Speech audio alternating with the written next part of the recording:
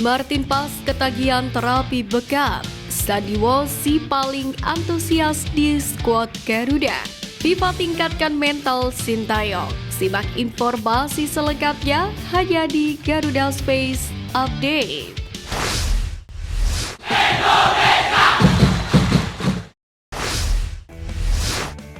Klub asal Belgia Kasioen punya harapan untuk Saint Patinama yang akan membela timnas Indonesia dalam laga melawan Arab Saudi dan Australia. Melalui laman resmi klub, Saint Patinama diharapkan mampu bersinar hingga membawa skuad Garuda tampil maksimal lawan Arab Saudi. Sebelumnya, Saint Patinama telah antusias menjalani latihan hari kedua di Arab Saudi. Pemain berposisi bek kiri tersebut bakal memanaskan persaingan bersama dengan Pratama Arhan dan Calvin Verdong yang juga memiliki kualitas. Kini menarik untuk menanti siapa yang akan menjadi pilihan Sintayong mendatang. Kiper FC Dallas Martin Paes sedang bangga-bangganya membela timnas Indonesia.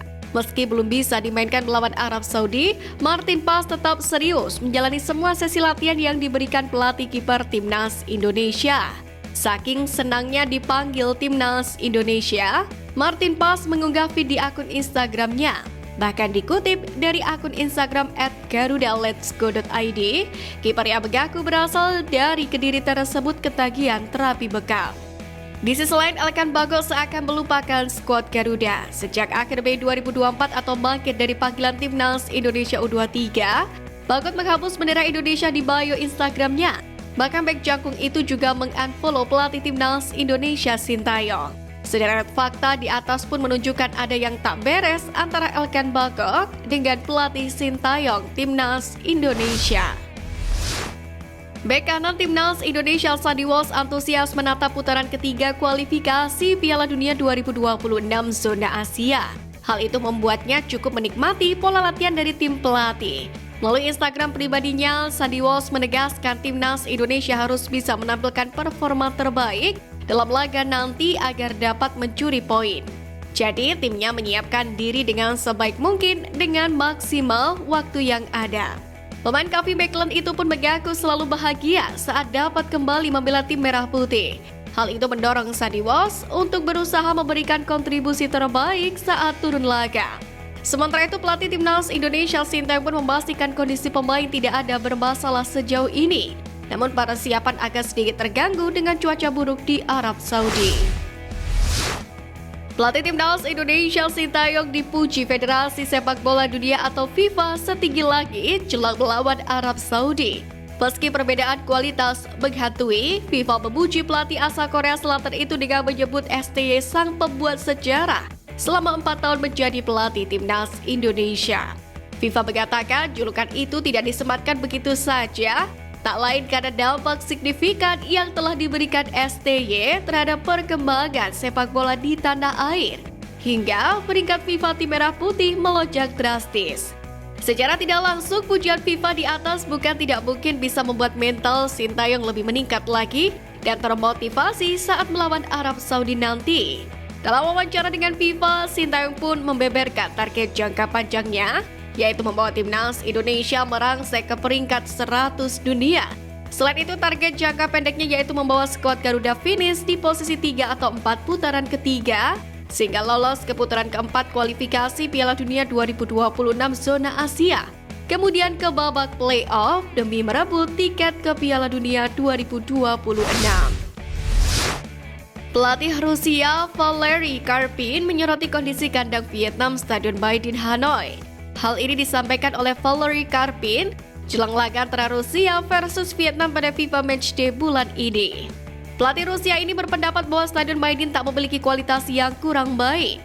Terlepas dari semuanya, ia menegaskan tetap akan memerintahkan anak asuhnya memberikan penampilan terbaik di lapangan. Semua dilakukan demi meraih kemenangan atas Vietnam. Sebelumnya, kondisi Stadion Maidin pun memang telah banyak mendapatkan sorotan. Salah satunya datang dari pelatih timnas Indonesia Sintayong yang sempat mengkritik kondisi lapangan Stadion Maidin setelah dikalahkan oleh Vietnam dengan skor 0-2 pada 9 Januari lalu. Kala itu, Sintayong berpendapat bahwa kondisi lapangan yang buruk. Ketum PSSI Erick Thohir menyebut kegiatan Misa Akbar yang dihadiri oleh Paus Fransiskus tak akan ganggu agenda timnas Indonesia di kualifikasi Piala Dunia 2026. Erick Thohir menegaskan bahwa persiapan rumput GBK untuk menyambut laga melawan Australia akan siap 100% tanpa kendala. Mantan Presiden Inter Milan itu menilai pengelola GBK harus memanfaatkan momen ini dengan baik dengan memberikan kualitas rumput nomor 1 menyambut laga melawan Sokros nanti. Pasalnya, ini adalah momentum yang tepat mengingat animo penonton sepak bola Indonesia sedang tinggi-tingginya, yakni untuk menyaksikan timnas sepak bolanya berlaga di putaran ketiga untuk pertama kalinya dalam sejarah. Setelah acara Misa Akbar selesai, Erick Thohir pun menegaskan pihaknya akan memantau secara langsung persiapan terakhir Stadion GBK menyambut laga melawan Australia pada 7 atau 8 September untuk memastikan kualitasnya benar-benar baik. Terlebih, Stadion Gelora Bung Tomo atau GBT Surabaya sempat direncanakan menjadi venue laga Indonesia melawan Australia untuk pertimbangan mendapatkan kualitas rumput yang bagus. Pemain keturunan Eliano Reinders, Santer dikabarkan bakal jadi satu nama yang akan datang ke Indonesia pada September 2024 ini. Rumor itu semakin menguat karena adik dari gelandang AC Milan Tijani Reinders itu belum lama ini terciduk mengikuti agen yang sering membantu pemain keturunan untuk membela timnas Indonesia, Fardi Bahdim. Meski belum mengikuti Erick Thohir, Eliano juga menyukai postingan Erick Thohir yang mengunggah poster jelang perjuangan timnas Indonesia di putaran ketiga kualifikasi Piala Dunia 2026. Awal Eliano Reinders dikabarkan menjadi pemain yang diincar untuk naturalisasi sendiri bermula ketika Arya Sinulinga menyebut bahwa pemain yang bakal diproses naturalisasi bukan nama-nama yang kerap disebut di publik. Maka dari itu, netizen memprediksi salah satunya adalah Eliano Reinders yang memang jarang atau santer dirumorkan. Kemudian Arya Sinulinga pun kembali membeberkan bahwa akan ada pemain keturunan yang datang di Indonesia pada awal bulan September 2024 ini. Ketum PSSI Erick Thohir akan bicara terkait insiden tas Dimas Derajat yang sempat hilang saat menjalani latihan di Stadion ABC Senayan, Jakarta pada Sabtu lalu. Ia menyayangkan pengamanan untuk timnas Indonesia yang sempat lalai di hari tersebut. Mantan Presiden Inter Milan itu pun menjamin keamanan timnas Indonesia menjadi prioritas. Alhasil keamanan skuad Garuda pun akan diperketat. Sementara itu Erick Thohir juga memastikan fokus skuad asuhan Sintayong tidak boleh terpecah saat ini. Sebab timnas Indonesia sendiri sedang berjuang untuk lolos ke Piala Dunia 2026. Penjagaan pun otomatis akan diperketat ketika skuad Garuda bersiap menjamu Australia pada Selasa 10 September mendatang. Sebelum kembali ke Indonesia, dikutip dari kanal YouTube Timnas Indonesia, Sintayong menceritakan masalah kesehatan yang dialaminya sampai harus menjalani operasi sebanyak 10 kali di Korea Selatan sebelum akhirnya kembali melatih tim Merah Putih. Pelatih asal negeri Gingseng itu menjalani operasi setelah melakoni hari-hari yang menegangkan bersama dengan skuad Garuda dari awal tahun ini di Piala Asia 2023, kemudian melatih timnas Indonesia U23 di Piala Asia 2024, sekaligus berlaga di kualifikasi Olimpiade 2024. Setelah itu, Sintayong pun membawa timnas Indonesia meraih tiket ke babak ketiga kualifikasi Piala Dunia 2026.